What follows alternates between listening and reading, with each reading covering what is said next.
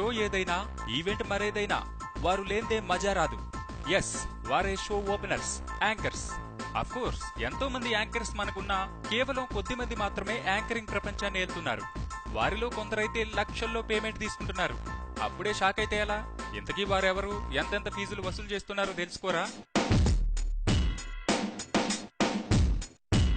Telugu anchoring అనగానే గుర్తొచ్చేది సుమ. దాదాపు 15 ఏళ్లుగా బుల్లితెరపై మహారాణిగా వెలిగిపోతోంది మలయాళీ కుట్టి. ఏ సినిమానైనా ఆడియో లాంచ్ అనగానే సుమనే గుర్తొస్తుంది. సుమే ఆ ఈవెంట్ లో యాంకరింగ్ చేస్తుంది కూడా. తెలుగును ఇంగ్లీష్ లా మాట్లాడటమే యాంకరింగ్ అనుకునే రోజుల్లో తనదైన స్టైల్లో స్పష్టమైన తెలుగును కామన్ మ్యాన్ కు అర్థమయ్యేలా పలుకుతూ యాంకరింగ్ కే కొత్త కళ తెచ్చింది సుమ. మరి సుమ రెమ్యునరేషన్ ఎంతో తెలుసా? 60 నుంచి 80 వేలు. అది ఒక్క షోకు మాత్రమేనట. కేవలం టీవీ షోలతోనే ఆమె నెలకు 15 లక్షలకు పైగా సంపాదిస్తోందంటే కళ్లు తిరిగిపోతాయి.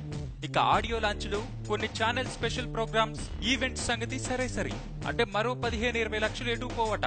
ఇది కేవలం ఓ అంచనా మాత్రమే.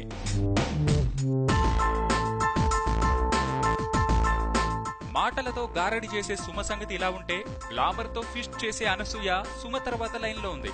అది అత్యంత ఎక్కువ ఫీజు వసూలు చేయడంలో. అప్పట్లో గంటకు 1,00,000 ఛార్జ్ చేస్తున్న అనసూయకు అత్తారింటికి దారేది సినిమాలో స్పెషల్ సాంగ్ చేయడానికి 10 లక్షల ఆఫర్ వస్తే నో చెప్పింది.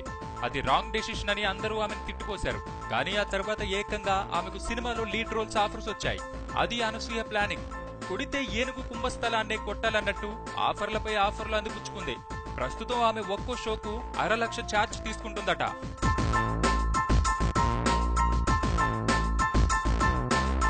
ఇక జబర్దస్త్ కామెడీ షోతో మైండ్ బ్లో చేస్తున్న రష్మి గౌతమ్ ఆ షో కోసం 50,000 తీసుకుంటుందట.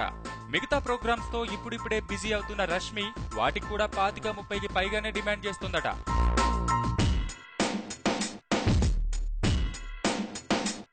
ఇక మిగిలిన ఫీమేల్ యాంకర్స్ విషయానికి వస్తే వారిలో చాలా మంది ఇంకా వేలల్లోనే ఉన్నారు.